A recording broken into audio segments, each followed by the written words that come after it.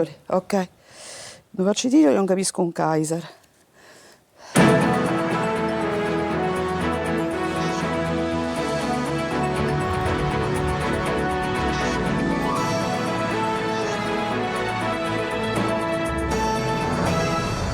Buongiorno da Sicilia 24, i titoli del telegiornale. Pedopornografia online, a Catania arrestato un imprenditore, trovato in possesso di centinaia di foto e video, vittime anche bimbi in tenera età.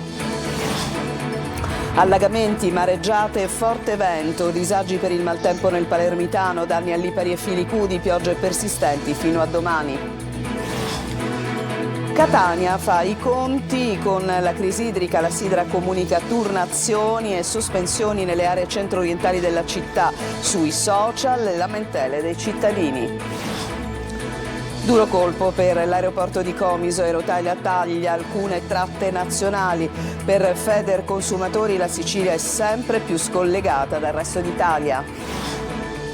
Sambuca di Sicilia si ripopola grazie al successo delle case vendute a 3 euro. Nel piccolo borgo, in provincia di Agrigento, decidono di investire anche molti stranieri. Calcio, vittoria scacciacrisi per il Palermo. Contro il Modena, i 3 punti conquistati al Barbera fanno morale classifica.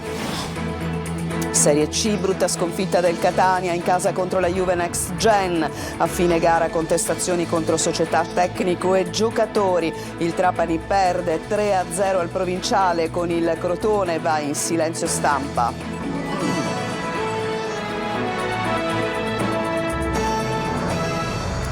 Ancora ben trovati, apriamo il nostro telegiornale con un servizio che riguarda un'operazione che ha portato all'arresto di un imprenditore catanese, un insospettabile che va ai domiciliari perché è stato trovato in possesso di una importante quantità di materiale pedopornografico, tante delle vittime bambini molto piccoli. Sentiamo Tonino De Mana. Gente insospettabile, a volte anche professionisti, che si incuneano nella rete alimentando il lucroso business del mercato pedopornografico. Un imprenditore di 43 anni catanese è stato arrestato dagli agenti del Centro Operativo Sicurezza Cibernetica della Polizia Postale perché trovato in possesso di un ingente quantitativo di materiale pedopornografico. L'indagine, coordinata dalla Procura della Repubblica di Catania, è stata avviata grazie ad una serie di monitoraggi incrociati finalizzati al contrasto della pornografia minorile. È in questo contesto che nell'abitazione del professionista catanese, naturalmente top secret per non risalire all'identità dell'indagato, sono stati rinvenuti centinaia di file con filmati e foto raccapriccianti con vittime anche in età infantile. Il materiale informatico è stato sequestrato e sarà oggetto di approfondite analisi investigative. Il GIP di Catania ha convalidato l'arresto dell'imprenditore disponendo per l'indagato i domiciliari. Cambiamo argomento, ci occupiamo adesso della Sicilia che si trova un po' intrappolata nella morsa del maltempo, in particolare per quello che riguarda la Sicilia occidentale, Palermo e il Palermitano, con strade allagate, disagi per gli automobilisti, ma le mareggiate hanno colpito anche le isole minori, la pioggia è prevista fino a domani, poi da mercoledì un parziale miglioramento. Sentiamo Marco Gullà. Strade allagate, tombini che saltano, auto impantanate. Il maltempo crea disagi soprattutto a Palermo. In via Imera i vigili del fuoco sono intervenuti per soccorrere un automobilista rimasto impantanato nel tratto di strada che a ogni pioggia si trasforma in un lago. Sempre nel capoluogo le piogge di questi giorni hanno di nuovo provocato la riapertura di buche sull'asfalto che erano state sistemate in qualche modo dall'amministrazione comunale con interventi tampone. Qui siamo in via Villa Grazia, auto in difficoltà nel transito per via dell'allagamento, problemi anche in provincia, sulla statale 113 traffico rallentato a causa di allagamenti in più punti e poi anche a Partanna, Mondello e Ficarazzi con strade praticamente impercorribili. In città inoltre si registra da mesi il problema illuminazione con molti lampioni in blackout e tante strade al buio, soprattutto in periferia. Maltempo che mette in ginocchio le isole, a Ginostra manca l'energia elettrica mentre a Lipari la mareggiata, come vediamo dalle immagini, ha invaso tutto il lungomare. Violenta mareggiata anche a Filicudi. Fino a domani la fase di maltempo invernale continuerà a interessare la Sicilia. Da mercoledì ci sarà un parziale miglioramento, nel weekend è invece prevista una nuova ondata di freddo e pioggia. Ma la pioggia, si è riversata anche all'interno del Teatro Pirandello di Agrigento, quello che sabato ospiterà il Presidente della Repubblica per l'inaugurazione dell'Anno Italiano della Cultura. Il tutto ha scatenato l'ira del Presidente della Regione. Sentiamo Luca Ciliberti. Il rimpianto è non avere Luigi Pirandello in persona, lui osservatore e narratore dell'assurdità degli umani. Se fosse stato in vita, chissà cosa avrebbe pensato e scritto sulla pioggia all'interno del teatro a lui intitolato nel giorno in cui la sua Agrigento raccoglie il testimone di Capitale Italiana della Cultura 2025. Le immagini vanno già oltre l'immaginazione. Le gocce che cadono dal soffitto durante un temporale, peraltro neanche di fortissima intensità, bagnano gli artisti della Jazz Orchestra del Conservatorio Arturo Toscanini di Ribera, che sabato si stavano esibendo con il maestro pianista Enrico Pierannunzi. Il video registrato in diretta diventa subito virale sui social e la notizia fa il giro d'Italia. Non fosse altro perché proprio in quel teatro sabato prossimo parlerà il Presidente della Repubblica Sergio Mattarella in occasione della presentazione del prestigioso riconoscimento del Ministero della Cultura. Piove sul bagnato, è proprio il caso di dirlo. Perché i ritardi e le polemiche che hanno accompagnato fino ad oggi la macchina organizzativa, insieme alle ferocissime critiche dopo i segnali stradali sbagliati con 2 strafalcioni in 4 righe, certamente non consegnano l'immagine di una Sicilia impeccabile per pianificazione e preparazione. E nel caso del teatro sott'acqua, poi, la pezza sembra peggio del buco. Dopo il video, il presidente della Fondazione Teatro Luigi Pirandello, Alessandro Patti, ha spiegato che il problema è noto al comune di Agrigento e che attualmente sono in corso dei lavori per rendere impermeabile la copertura.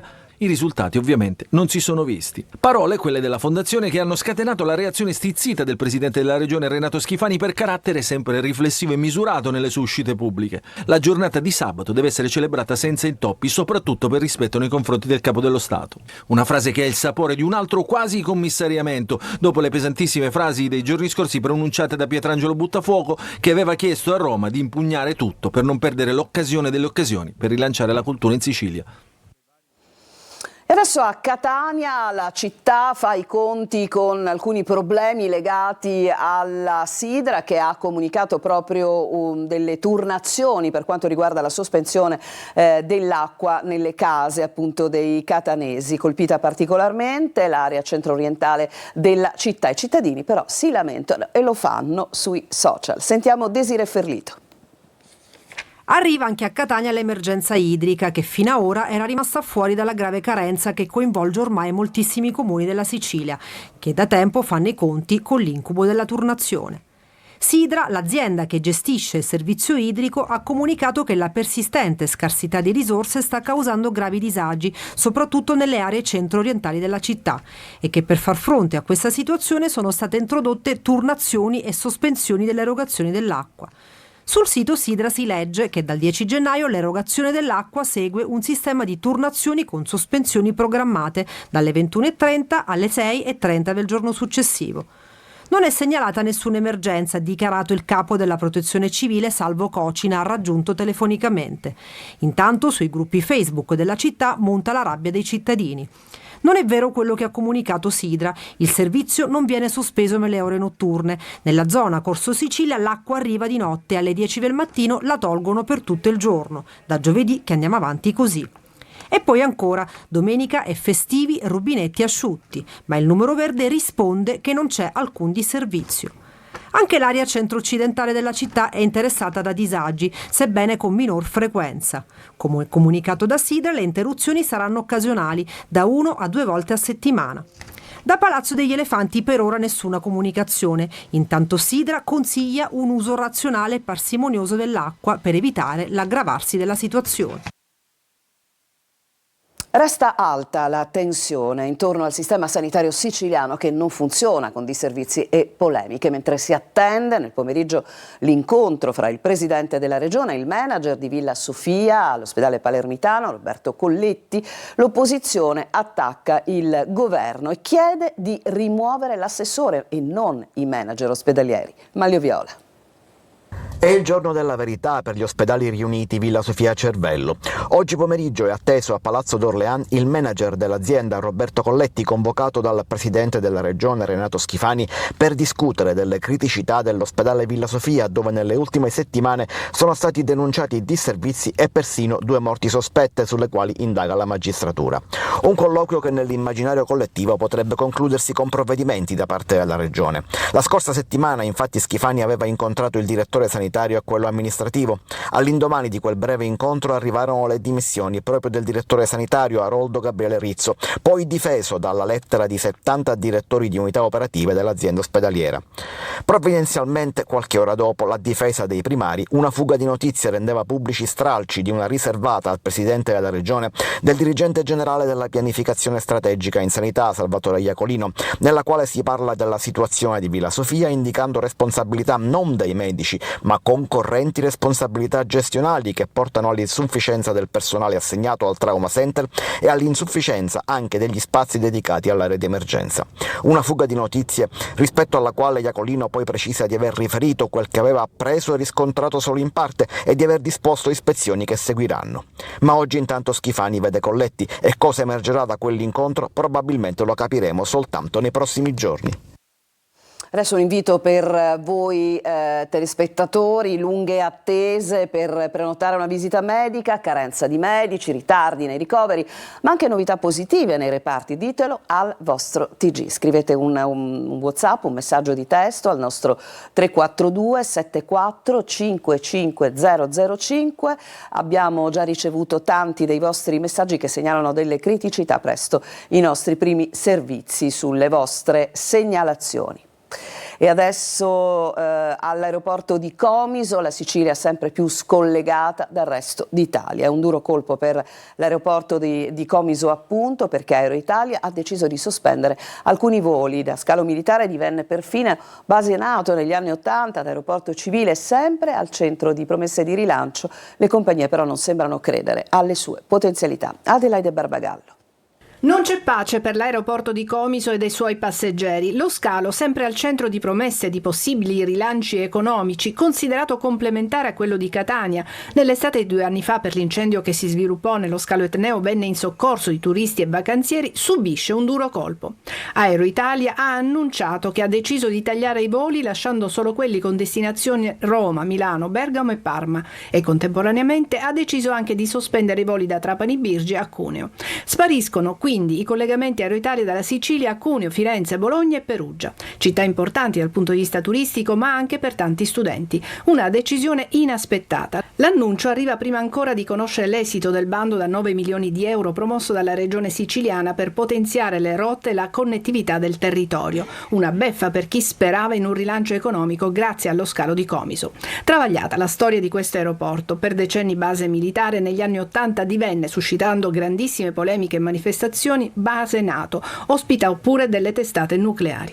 Fu riconvertito in aeroporto civile, ma nessuno sembra davvero credere in questo scalo. Dopo Ryanair, adesso anche Aero Italia si defila. Federconsumatori Sicilia tuona. È l'ennesima conferma che le compagnie aeree considerano i nostri concittadini solo come arance da spremere. In Sicilia non c'è un'alternativa all'aereo per raggiungere in tempi ragionevoli gran parte del resto d'Italia e per questo non c'è concorrenza e le compagnie fanno quel che vogliono. Che il governatore Renato Schifani chieda e ottenga un incontro su questo tema con il ministro dei Trasporti Matteo Salvini.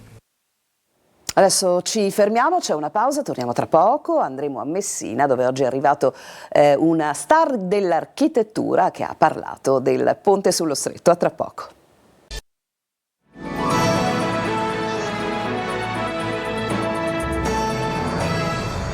Seconda parte di Sicilia 24, oggi a Messina l'architetto che ha firmato il progetto del centro direzionale del Ponte sullo Stretto, una grande star dell'architettura che in Consiglio Comunale ha parlato dell'opera che dovrà unire le due sponde. Francesco Triolo. È considerato una delle star dell'architettura mondiale, la sua firma su opere importanti che hanno ridisegnato le città da Berlino alla City Life di Milano sino allo spazio libero del World Trade Center di New York. Daniel Libeskind è un architetto che va oltre il semplice progetto di edifici e oggi a Messina in commissione Ponte al Comune ha parlato proprio del ponte sullo Stretto, illustrando il suo progetto per la realizzazione del centro direzionale che sorgerà sulla sponda calabra. È una grande opportunità per la connessione della Sicilia al centro del Mediterraneo con il resto dell'Europa, ma investe anche i temi della sostenibilità, dei trasporti, della connessione appunto della Sicilia con l'Europa. Non è soltanto un'opera tecnica e ingegneristica, ma è un'opera che migliora la bellezza e la qualità della vita dei cittadini, perché rende comuni, connesse e comunità diverse. Last question for me. L'architettura non è una cosa, la bella architettura, la buona architettura è un qualcosa di eterno e quindi è sempre valido. Probabilmente bisognerà cambiare alcuni materiali che non sono più validi, che vanno aggiornati. L'uso di alcuni materiali va aggiornato. Il ponte, ha sottolineato Libeskind, sarà un'opera che rivoluzionerà le vie di comunicazione in Europa e tra l'Europa e l'Africa, con uno sviluppo delle comunità locali che farà ricredere anche gli scettici, e per Libeskind ci saranno benefici non solo per la Sicilia ma per tutta l'Italia. Le persone solitamente sono molto scettiche, ma quando vedono una infrastruttura del genere realizzarsi, siccome cambia la qualità della loro vita, quindi cambiano radicalmente opinione. La Sicilia è sempre stata al centro del Mediterraneo e il ponte la riporterebbe davvero in una posizione centrale di tutta la regione europea. Adesso andiamo a Sambuca di Sicilia, piccolo borgo in provincia di Agrigento, dove ha riscosso un grande successo la vendita delle case a 3 euro. Davide Sardo. E per noi è molto importante di avere un contatto con la popolazione locale, con un vivo sociale sopra il sistema turistico. Loro sono una coppia di tedeschi che hanno da poco acquistato casa a 3 euro a Sambuca di Sicilia. Adesso hanno anche avviato un'attività lavorativa, integrandosi ulteriormente nella comunità. Sono gli ultimi di una lunga serie di stranieri che hanno deciso di trasferirsi nel piccolo borgo siciliano in provincia di Agrigento. Per la nuova avventura con il bando a 4 euro, la possibilità di dare a stranieri e italiani di venire a vivere a Sambuca e di connettersi con questa comunità, e noi ovviamente con la nuova comunità che si è via via costituita. E basta partecipare al bando, ci saranno degli immobili messi all'asta che saranno pubblicati nel sito del comune di Sambuca. Non solo stranieri ma anche molti italiani hanno scelto di acquistare una casa nel borgo siciliano. A Sambuca chiaramente ci siamo sentiti, tornando al concetto di inclusione, ci siamo sentiti coinvolti e non solo, anche affiancati nel realizzare questo progetto che ha lo scopo di trasformare e creare dei siti idonei anche per lavoratori a distanza. L'ultimo borgo che ho visitato è stato Sambuca di Sicilia, ero venuto per qualche giorno. In realtà sono 3 anni che sto qui e ho comprato anche casa che sto ristrutturando e nulla, il contatto con la natura, l'autenticità, il fatto che un cane mi abbia trovato, non io che abbia trovato lui, ma lui che abbia trovato me, mi hanno tenuto molto in questo posto che è un posto fantastico. Un esempio virtuoso di rinascita che continua a valorizzare Sambuca facendone un simbolo di accoglienza e ospitalità internazionale. Adesso ci fermiamo ancora e poi il calcio.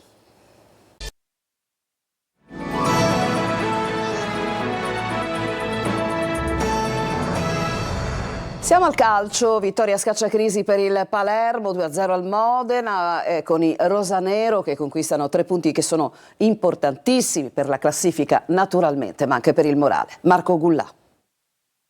La vittoria che potrebbe consegnare al Palermo un nuovo passaporto. Al Barbera ieri i rosanero vittoriosi sul Modena per 2-0 in un pomeriggio di freddo e pioggia. Brunori e Ledo Aron hanno steso la formazione emiliana conquistando 3 punti con vista sui play-off. Una prestazione impeccabile quella offerta dagli uomini di Dionisi, bravi a capitalizzare la prima vera occasione con Brunori, lesto a correggere in rete un assist di Ranocchia. Poi nella ripresa il gol di opportunismo di Ledo Aron.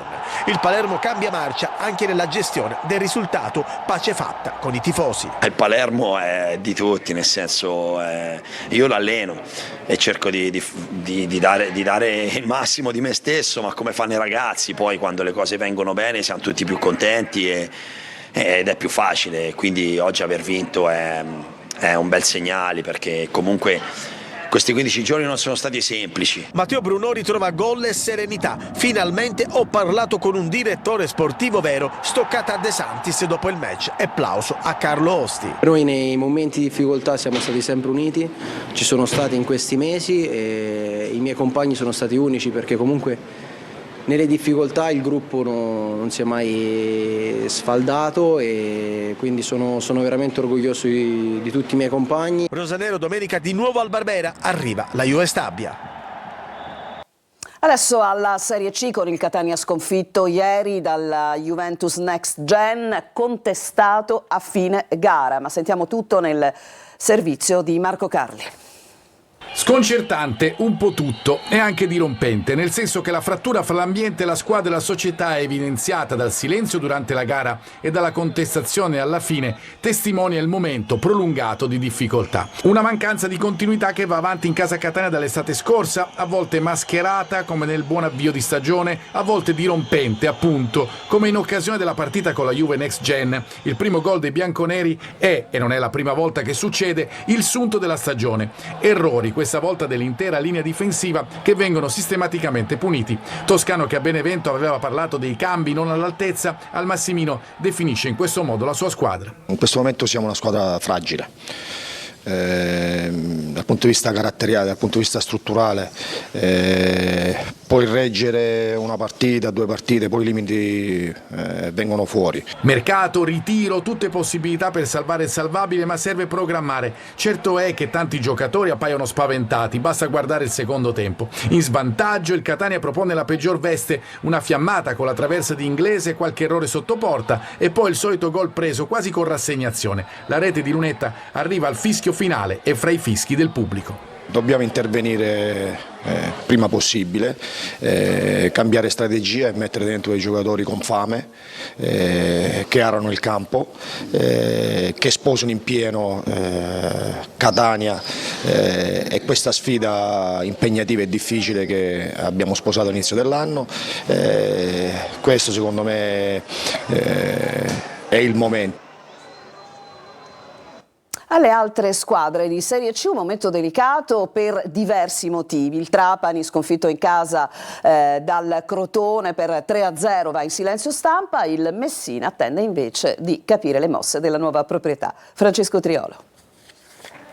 Bocche cucite per una sconfitta che fa male, molto male. In casa Trapani il presidente Valerio Antonini ha deciso di imporre il silenzio stampa a tutti i tesserati, una scelta arrivata dopo il 3-0 rimediato al provinciale contro il Crotone, in una partita che avrebbe dovuto rappresentare uno spartiacque per il prossimo futuro del campionato dei Granata. A sbloccare la gara ci ha pensato Giron con un bolide alle spalle di Yukai, dopo 5 minuti il raddoppio con Tumminello e prima dell'intervallo il tris grazie alla rete di Gomez.